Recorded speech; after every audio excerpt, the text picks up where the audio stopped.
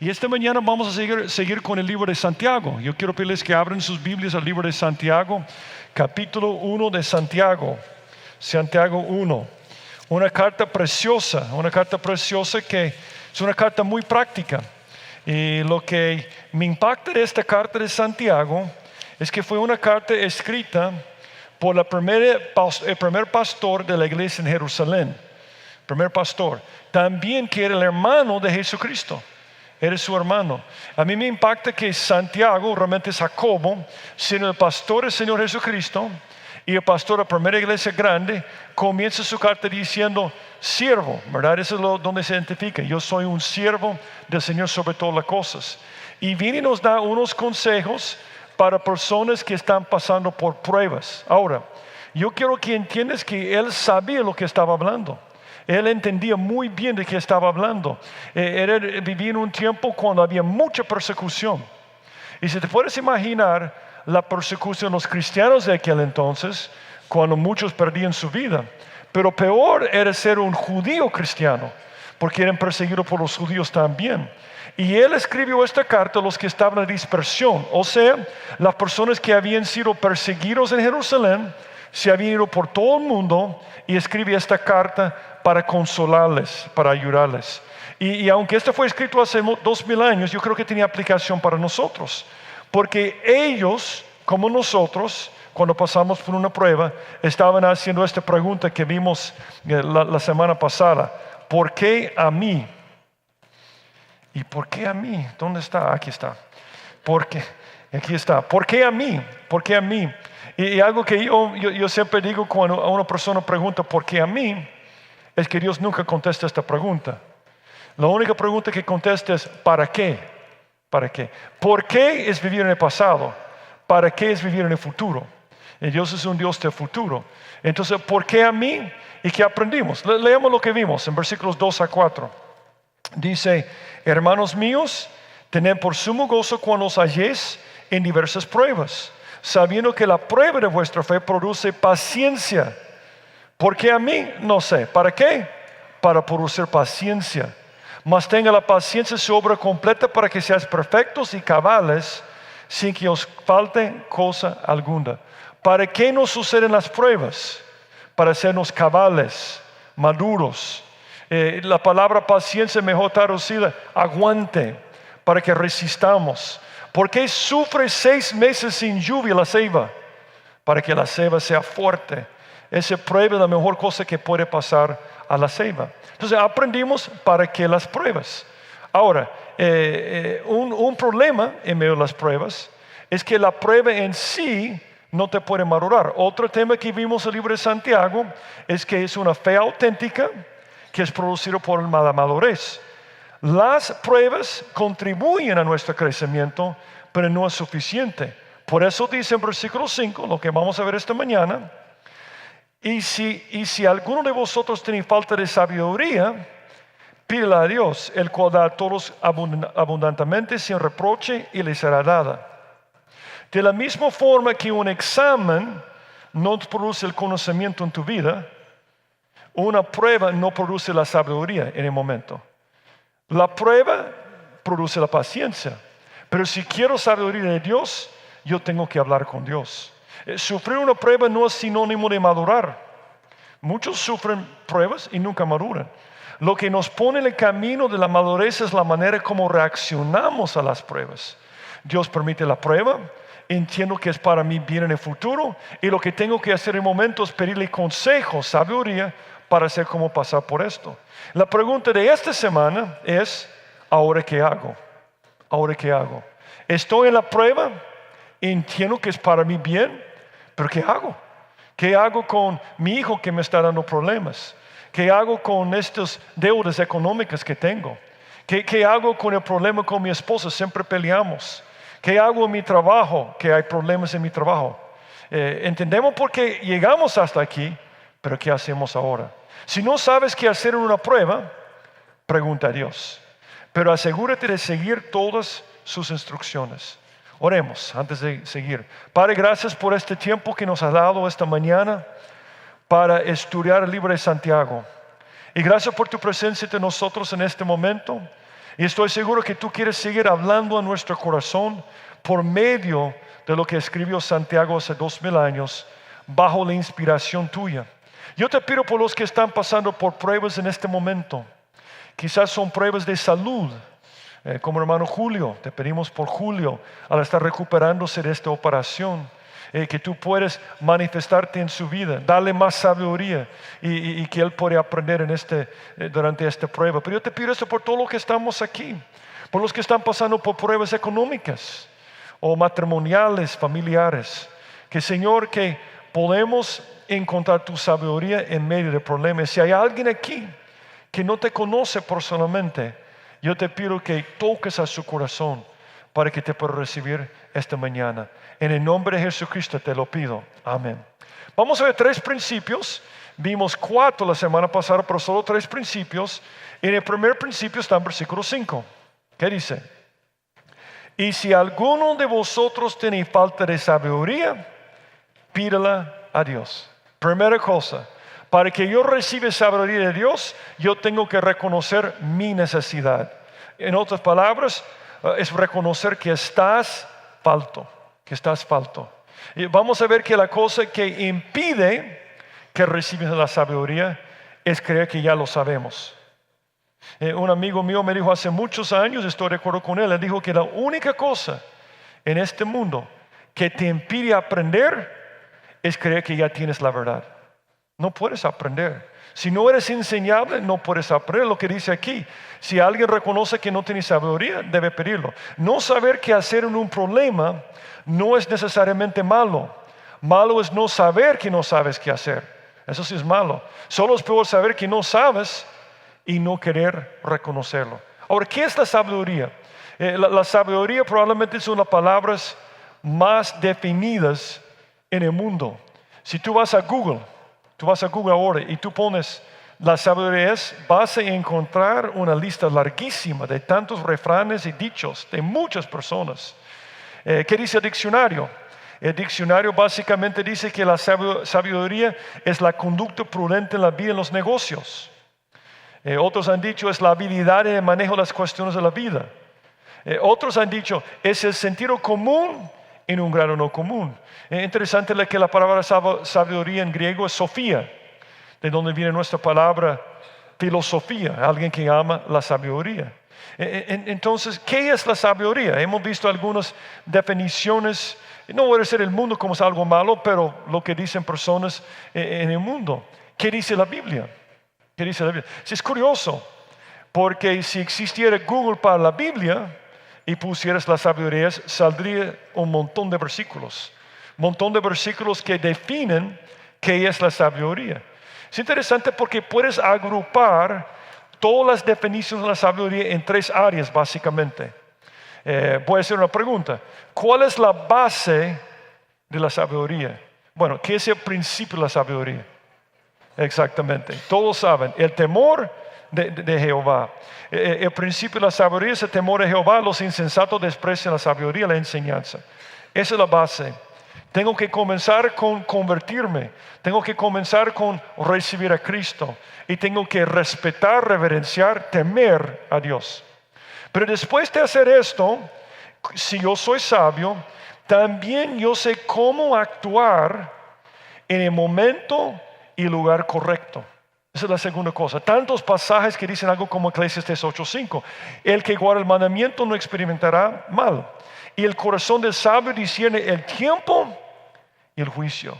Ser sabio es saber cómo actuar en el momento indicado. Esa es otra parte de la definición de la sabiduría. Pero la última parte de la definición tiene que ver tanto con los principios como la aplicación de los principios. La parte de los principios y la parte de la práctica. Dice Santiago 3:13. ¿Quién es sabio y entendido entre vosotros? Muestre por la buena conducta, la parte práctica, sus obras en sabia mansedumbre. ¿Cómo hacerlo? Entonces, tú puedes ver aquí que comienza con el temor de Dios. Es actuar en el momento y tiempo correcto, pero es una combinación de principios y la práctica. Otra forma de entenderlo. El conocimiento es el qué. La sabiduría es el ¿Cómo? Exactamente. Esto es. Nunca hemos vivido en un tiempo donde hay más conocimiento en el mundo. Nunca. Si estás con tus amigos y dices, ¿quién fue el presidente en 1898? Cuando yo era un niño, nadie sabía. Tenías que ir, si un amigo tenía una enciclopedia, quizás después de buscar mucho tiempo. Pero hoy en día, ¿qué hacemos? Google. Y si tú pones presidente de El Salvador en 1898, ahí sale. ¿Cuántos saben quién fue? A saber. Bueno, solo Jorge, ¿verdad? Está buscando, eso no vale, no se vale. Entonces, pero el punto es que tenemos todo este conocimiento del Internet, de Google. Pero yo voy a decir algo sobre el mundo moderno. Nunca hemos sido más necios. Si tú lees las noticias, si tú ves lo que está pasando por todos lados, hay tantas personas que no saben cómo usar este conocimiento. Cuando inventaron fisión es el proceso para producir la energía nuclear, pensaba que iba a revolucionar el mundo. Pero el hombre es dundo, es tonto. ¿Qué hizo con este poder? Hizo una bomba atómica. No tenía sabiduría, solo tenía conocimiento. Sabiduría habla de sabe cómo hacer las cosas de la forma correcta. Ahora, ¿por qué la necesitas?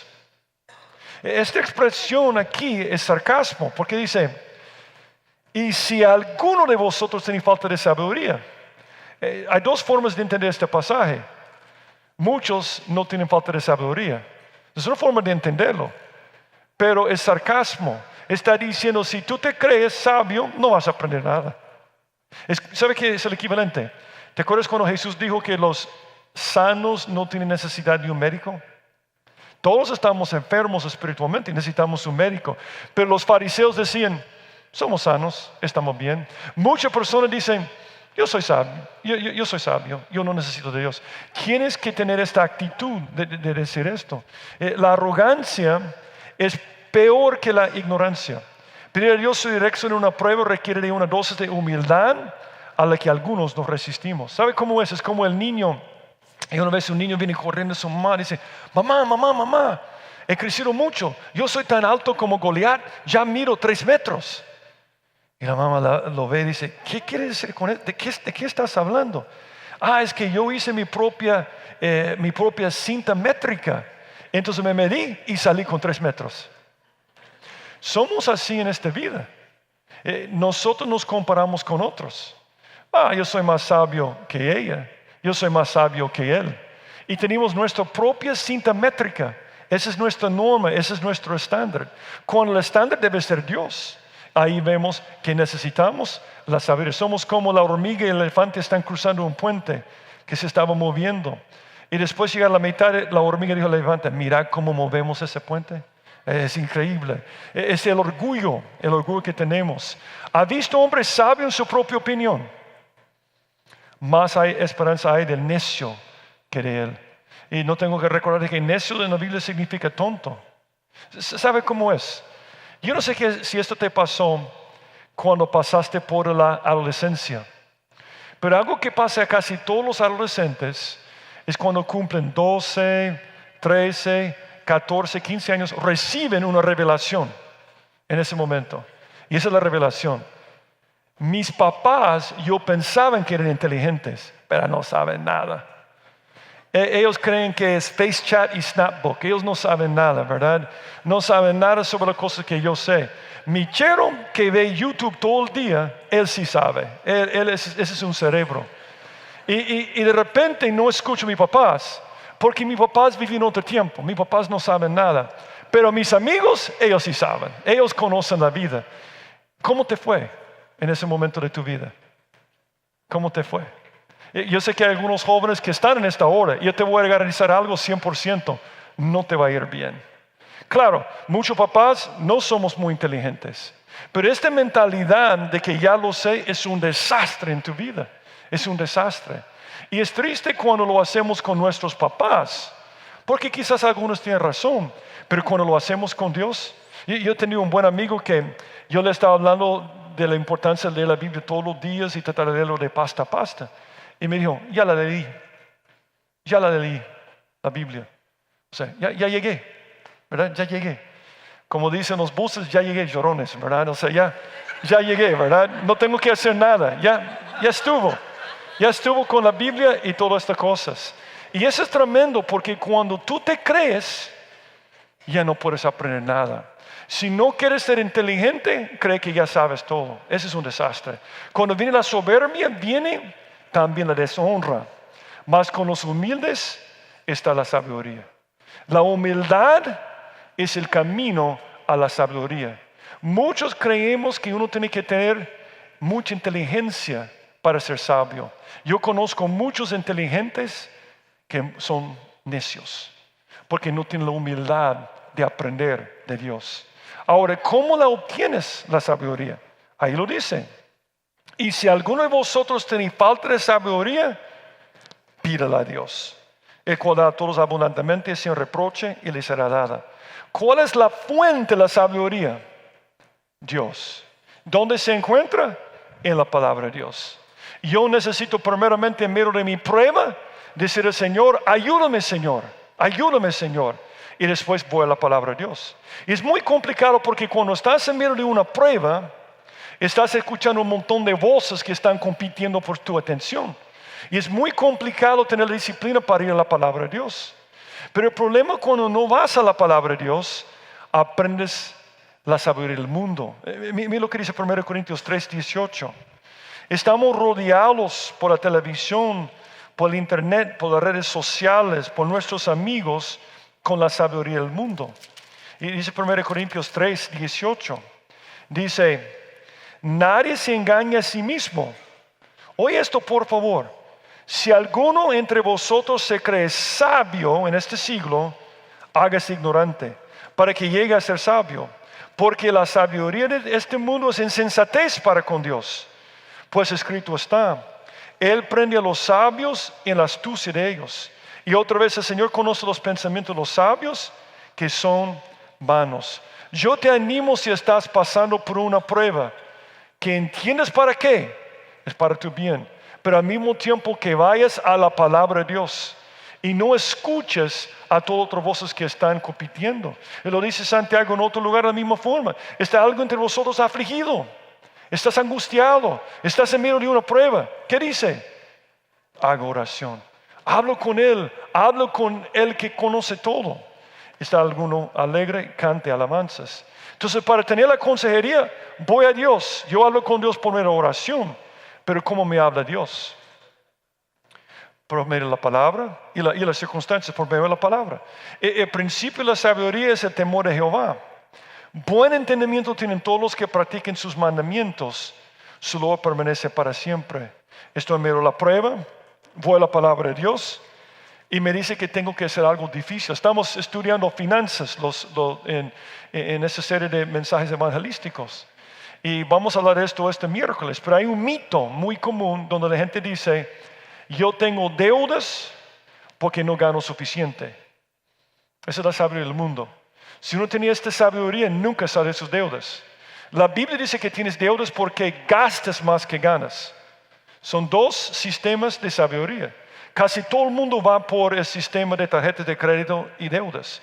Muy pocos tienen la paz financiera. Vimos una estadística el miércoles pasado que nos presentó Darwin de una organización que se llama Fisherman. Y dice que solo 1 de cada 10 salvadoreños están solventes económicamente. Entonces, si tú estás en un lío económico, tienes dos alternativas. Saber el mundo y cómo te está yendo esto, cómo te va esto. O lo que dice la palabra de Dios. Y yo puedo dar un montón de ejemplos de esto. Nota una cosa más antes de ir al último punto, al siguiente punto. Dice, el cual da a todos abundantemente. Esto me impacta. Porque eso significa, el que sabe todo, que conoce mi pasado, mi presente, mi futuro, Él sabe todo, quiere derramar sobre mí abundantemente toda su sabiduría. ¿Cuánta sabiduría tiene Dios? Él quiere derramar todo sobre ti. Eso es increíble. Y sin reproche. ¿Qué significa sin reproche? Que no te va a regañar si le pides. Yo no sé cómo ha sido la experiencia de tu vida, pero cuando era un niño, yo me acuerdo que yo aprendí desde muy chiquito de nunca preguntar nada a mi papá. Mi papá era, bueno, yo estaba diciendo en el último culto, si tú vas a un diccionario con fotos o con cuadros, si vas a la palabra yuca, hay una planta y a la par una foto de mi papá. Ahí. Mi papá era yuca, más yuca que cualquier otra persona que conozco. Militar, sus ancestros alemanes, yuca. Y yo aprendí desde chiquito que si yo decía a mi papá, yo tengo una pregunta, papá, ¿qué te pasa? ¿No estás aprendiendo nada en la escuela? Y siempre me regañaba por hacer preguntas. Probablemente has tenido un papá o una mamá así. Entonces, ¿sabe lo que pasó después de un tiempo? Un profesor, dejé de hacer preguntas. Yo dejé de hacer preguntas. Yo tenía un profesor en la universidad, en mi clase de termodinámica, y a él no le gustaba enseñar a los jóvenes. No le gustaba esto para nada. Entonces, lo que todo el mundo sabía, si tú hacías una pregunta en la clase, si tú le visitabas en su oficina, porque en la universidad donde yo estudié, en la Universidad de California, ellos tenían que poner algunas horas para hablar con los estudiantes. Él no quería tener nada que ver con los estudiantes. Entonces había una ley no escrita que si tú le visitabas en su oficina para pedirle sabiduría, ayuda con la clase, él te avergonzaba en la clase preguntándote por algo que estaba enseñando. Entonces yo tenía un amigo que no entendía algo para nada. Y él fue a la oficina para visitar a este profesor, Dr. Smith se llamaba. Y entonces llegó a la oficina, él pudo ver que estaba molesto que alguien le había visitado, pero le ayudó con el problema. Y él dijo al joven, a mi amigo, van a ver que no era un amigo, dijo, ¿y cuál es tu nombre? Dijo, mi nombre es Steve Kern. Entonces, el día siguiente, no fui a mi clase. A veces yo no iba a mi clase, era muy temprano. Entonces dice, estaba haciendo todos los días de yeso, ¿verdad? Escribiendo. ¿Y cuál sería la respuesta para este problema? Steve Kern. Todo el mundo, ¿dónde está Steve Kern, verdad? Entonces, este hombre quería intimidarnos. No quería que le preguntáramos. Y muchos papás hacen esto.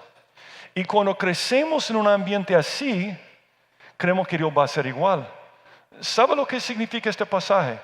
Para Dios no hay preguntas tontas.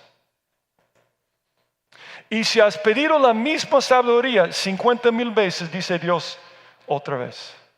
Dice Dios es un Dios tremendo, de misericordia, sin reproche, abundantemente, quiere derramar toda su sabiduría sobre nosotros.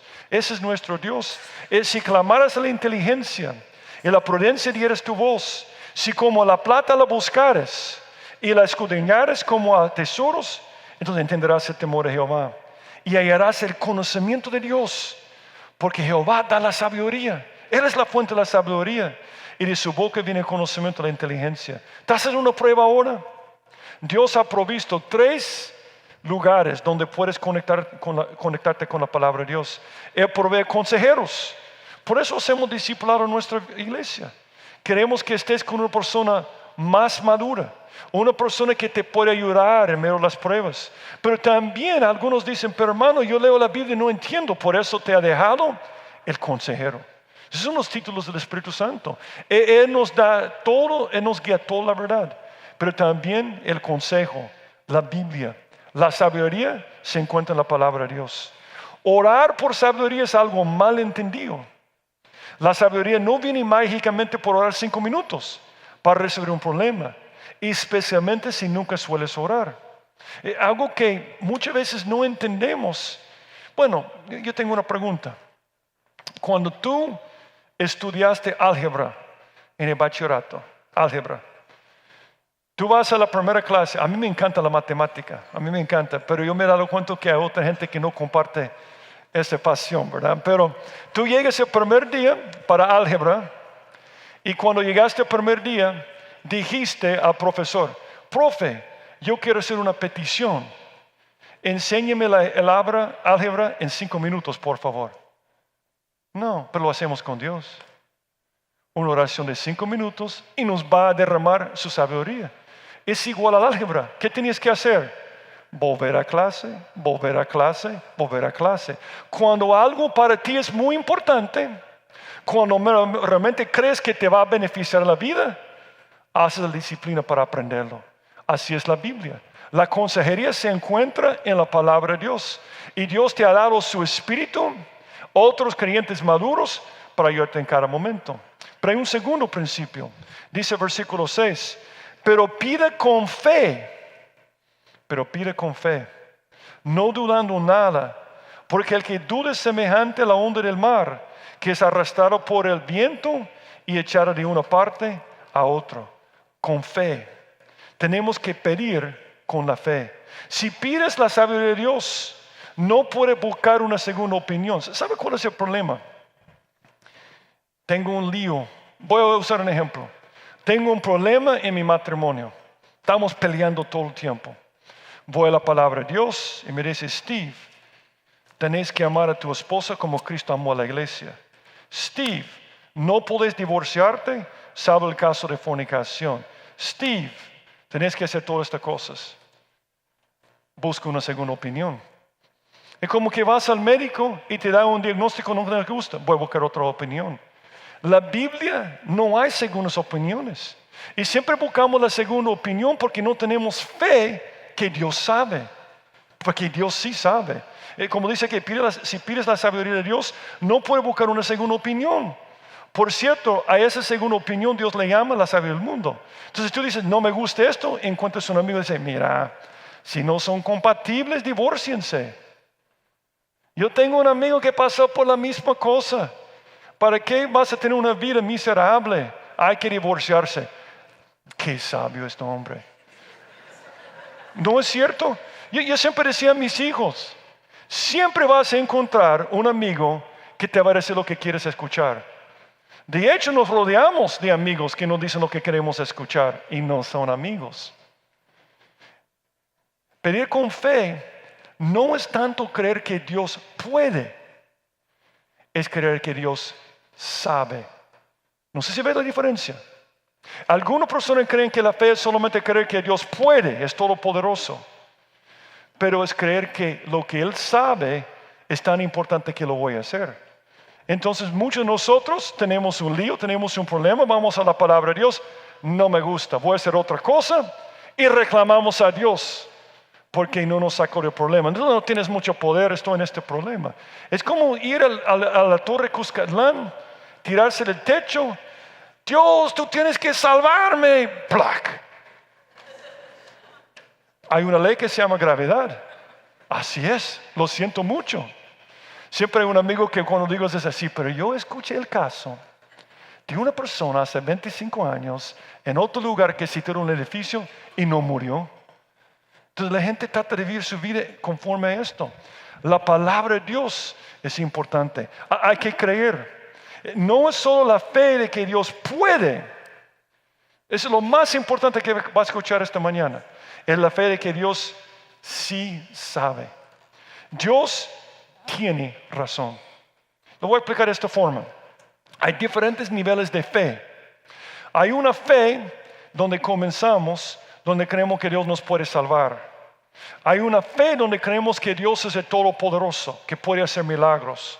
Por eso en el caso de los discípulos, al principio Jesús hizo muchos milagros.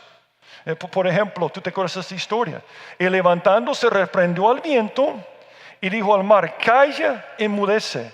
Y cesó el viento y se hizo grande bonanza. Y les dijo, ¿por qué estáis así amedrentados? ¿Cómo no tenéis fe? Entonces temieron con gran temor y se decían uno al otro, ¿quién es este que aún el viento y el mar le obedecen? Muchos de nosotros que estamos sentados aquí tenemos este tipo de fe.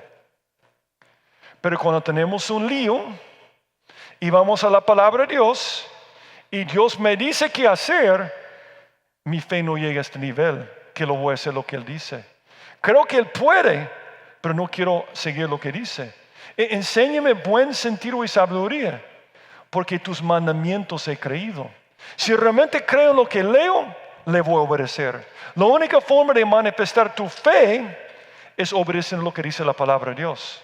Eso es muy, muy importante. Nota que dice no dudes, pero pide con fe, no dudando nada. No dudando nada. Y no es la duda existencial el problema, es la práctica. Y yo voy a decir algo a todos aquí. Yo todavía tengo dudas.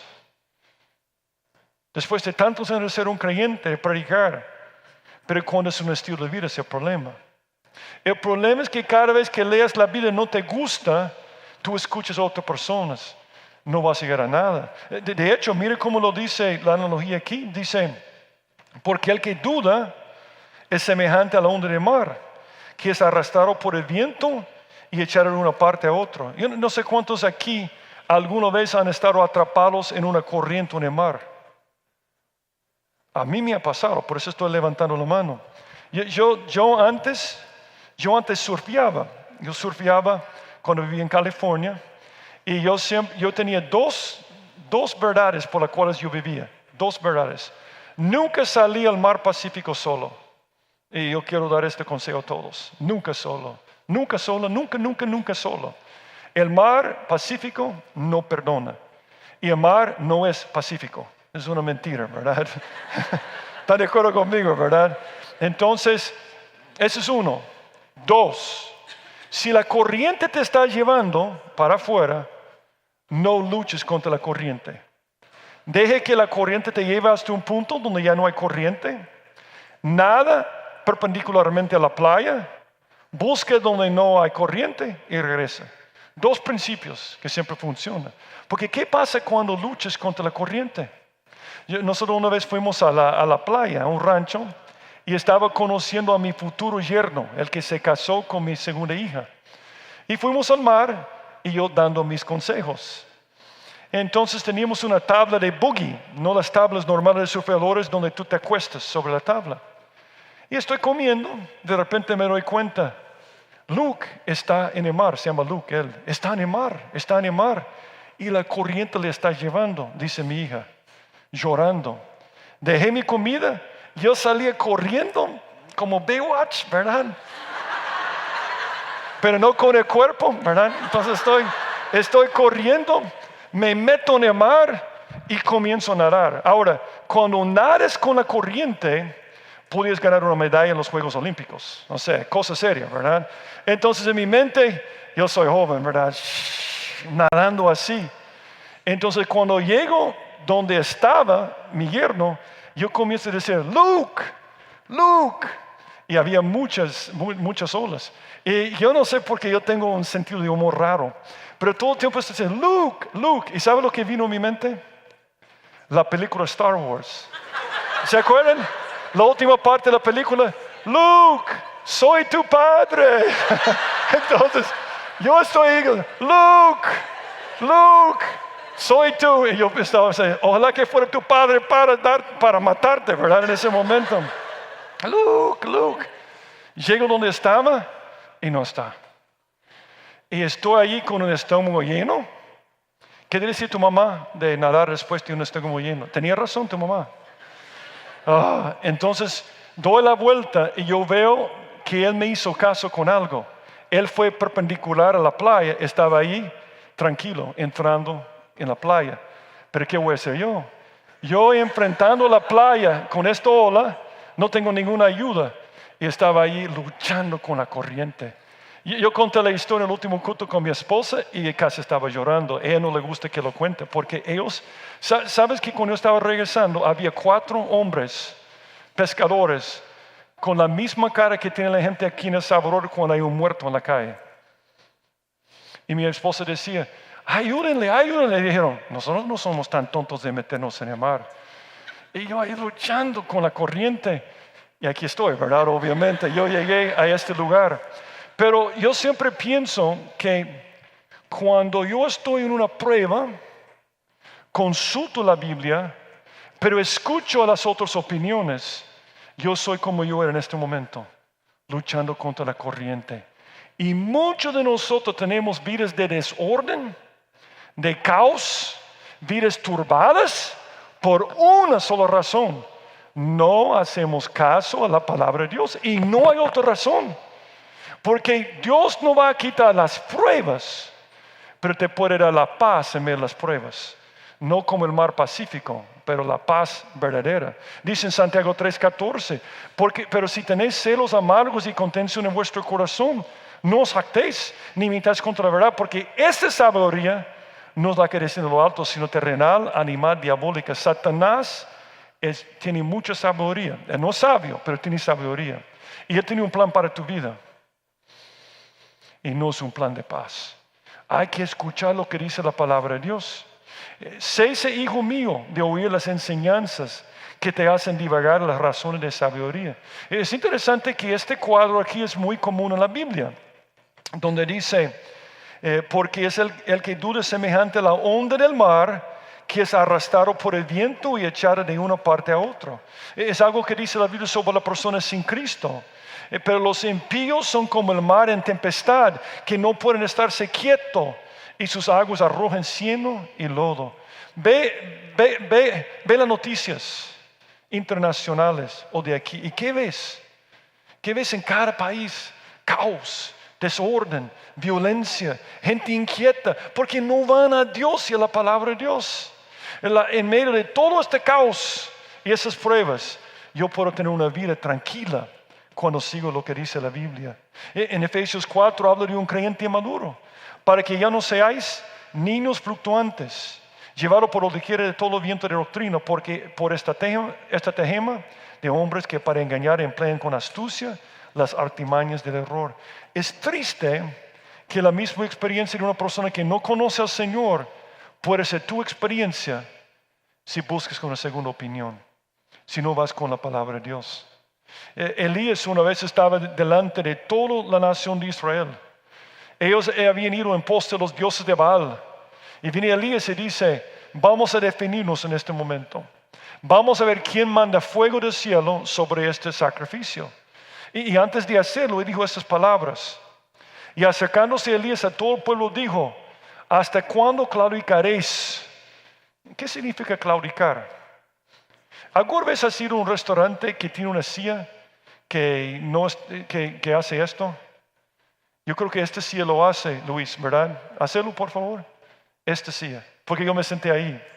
Es incómodo, ¿verdad? Es incómodo. O peor, la mesa.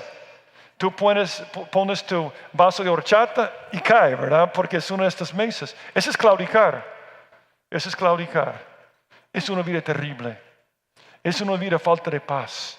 Es terrible. Y note que él dice, claudicaréis vosotros entre dos pensamientos. Si Jehová es Dios, seguidle. Si Baal, ir en pos de él. Y el pueblo no respondió palabra. Note cómo termina. Versículo 7 y 8. No piensa pues quien tal haga que recibirá cosa alguna del Señor. El hombre de doble ánimo es inconstante en todos sus caminos. Último principio. Resistir hasta ver fruto. Resistir hasta ver fruto. Así funciona la vida. Las pruebas pasan a todos. Dice que Dios hace que llueve sobre los buenos y los malos. Dice que sale el sol sobre los buenos y los malos. Pasa a todos. Para el creyente tiene un propósito. Hacerte más fuerte. Es para tu bien. En medio de la prueba tienes dos alternativas. Buscar la sabiduría de Dios y seguirla. O buscar la sabiduría de Dios y buscar otras opiniones. Cuando pides al Señor, no significa que va a contestar inmediatamente. Y por eso tienes que resistir hasta ver el fruto del Señor. Tienes que resistir hasta el fin. Queremos resultados, pero no queremos los procesos que Dios nos pide para que tal resultados sucedan. Porque queremos, pero no queremos. Somos de doble ánimo. Me llama la atención lo que dice el versículo 7. No piense pues quien tal haga que recibirá cosa alguna del Señor. Quizás una de las cosas más tontas que hacemos todos es que tenemos un problema, vamos a la Biblia, no hacemos caso a la Biblia y creemos que todo va a salir bien porque Dios nos ama. Es una creencia muy común. Y él dice, ¿qué dice Santiago? No piense pues quien tal haga que recibirá cosa alguna del Señor. Es imposible. Es llegar hasta el fin. Enséñame, Jehová, el camino de tus estatutos y lo guardaré hasta el fin. Yo cuando era un nuevo creyente durante muchos años pensaba que los que tenían mucha fe eran personas así. Señor, dame esta cosa.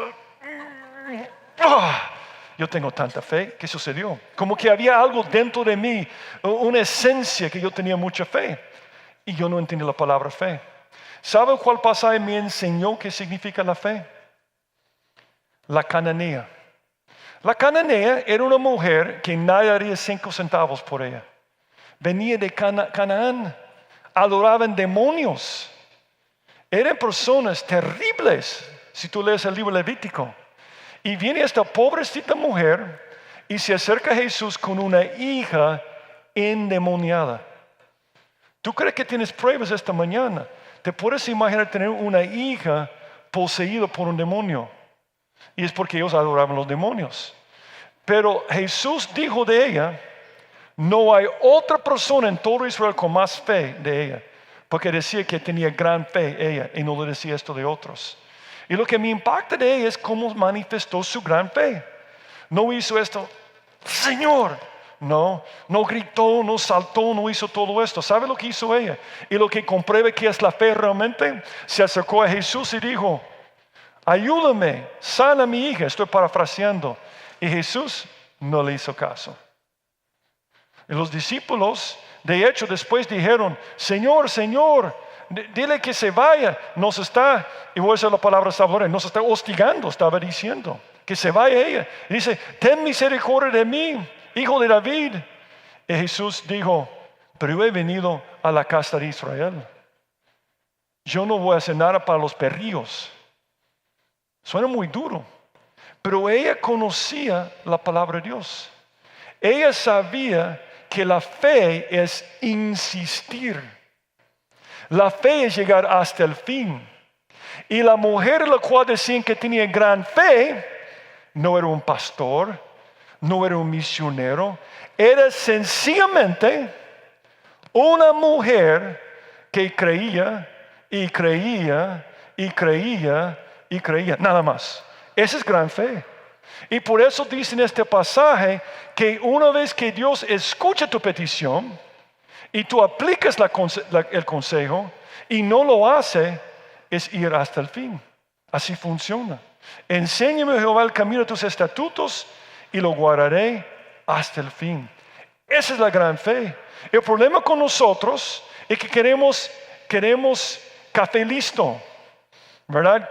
Yo creo que hay una cosa mala de vivir en estos días donde tú puedes, yo quiero palomitas de maíz, microondas, yo quiero dinero, yo no quiero hacer cola en el banco, entonces vamos a una pared. Si tú me hubieras dicho hace 50 años que para conseguir dinero podías ir a una tienda de gasolina y entrar y presionar algunos botones y sale dinero, yo hubiera dicho, estás loco. Pero todas estas cosas, café listo, microondas, nos enseñaron para esperar las cosas ya. Y Dios no funciona de esta forma porque te ama. ¿Qué dirías de una mamá que lleva a su hijo a la tienda? Es la tarde, tiene que comprar la comida para preparar la cena. Comienza a comprar verduras, quizás un poco de pollo, arroz y frijoles. Y la hija dice, mamá, cómprame un chocolate. Y la mamá dice, claro que sí. ¿Para qué vamos a comprar las verduras? Compremos sorbete también y solo chocolates. ¿Qué dices a esta mamá? Pero es el equipo de Dios que quieres. Tú quieres un Dios que te da chocolates y no te da algo que te va a hacer fuerte. Dios no contesta la oración en un momento porque quiere que tu fe crezca. No está interesado en tu comodidad temporal porque no te ayuda a largo plazo. Y por eso resistir hasta el final. Y si no lo hacemos, vamos a ser de doble ánimo. ¿Qué es doble ánimo? Doble ánimo significa literalmente doble alma. Como que alguien tiene 2 almas. Acercaos a Dios y Él se acercará a vosotros. Pecadores, limpiad las manos y vosotros los de doble ánimo, purificar vuestros corazones. El problema es que no amo a Dios. No le creo. La fe no es solo creer que puede, es creer que Él sabe. Y si Él sabe, voy a hacer lo que dice. Si no tengo fe, no le voy a seguir. ¿Ves cómo funciona? Y muy pocas personas descubren es ese secreto. Y por eso son como la onda del mar. O doble ánimo significa que es como un ventilador oscilante. Tengo un problema, voy a la palabra. Es que me gusta, dice una señorita, me gusta este chico, pero no es un creyente. No os huyáis en yugo desigual. Voy a buscar una segunda opinión. Entonces hablo con mi amiga porque ella ve YouTube todos los días y ella sabe cómo se hacen las cosas. Y me dice, mira, fíjate que yo conozco una chica que tenía el mismo problema. Y sale que se convierte después en un misionero en la China. Que yo voy a hacer esto, sí. No, como el ventilador, doble ánimo, una vida turbada, no hay paz, no hay rumbo, es un desastre. No funciona. En mi vida de ser creyente de más de 40 años, ¿cuántas veces que he visto que ha funcionado el yugo desigual? Nunca. ¿Cuántas veces que he visto que la Biblia funciona? Siempre. Pero si quieres seguir con lo que estás... Otro ejemplo de esto, cuando habla de doble ánimo, este movimiento, también está hablando como un alcohólico, titubeando. De hecho es curioso. Nota los últimos dos palabras aquí. Dice, el hombre doble ánimo es inconstante en todos sus caminos. Los caminos en la Biblia, el camino, habla de nuestro estilo de vida.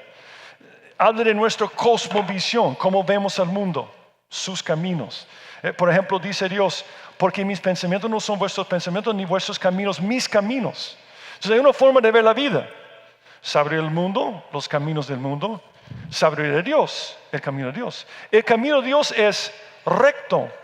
Por eso la rectitud significa integridad, es recto. Pero el camino del mundo es torcido, es perverso, es una vida así. De ahí viene la idea de una vida torcida. Dice en Ezequiel, y si dijeres no recto el camino del Señor, oír ahora casa de Israel. No es recto mi camino, no son vuestros caminos torcidos. El problema con un camino torcido es que toma más tiempo para llegar y muchas veces sales del camino. Júzgame, oh Jehová, porque yo en mi integridad he andado. He confiado a sí mismo en Jehová sin titubear. ¿Qué es la fe? Es creer que Él sabe, y cuando no recibe la respuesta, es seguir adelante e insistir. Si no sabes qué hacer en una prueba, pregunta a Dios, pero asegúrate de seguir todas sus instrucciones. Oremos. Padre, gracias por tu palabra, porque tu palabra contiene tu sabiduría, la sabiduría que siempre funciona. Yo te pido por cada uno de nosotros que estamos aquí esta mañana, especialmente por aquellos que están pasando por pruebas. Yo te pido en primer lugar que tú puedes manifestar en medio de su prueba, que cada uno podamos entender el propósito de la prueba. Pero al mismo tiempo, Señor, que podamos ir a tu palabra y hacer lo que dice tu palabra sin dudar. Aumenta nuestra fe, Señor. Queremos ser como la mujer cananea que insistió. Y yo te pido especialmente esta mañana por si hay alguien que no te conoce. Quizás está pasando una prueba y ahora te está buscando. Yo te pido que te pueda encontrar esta mañana, Señor. Toca al corazón de cada persona en este lugar. En el nombre de Jesucristo te lo pido.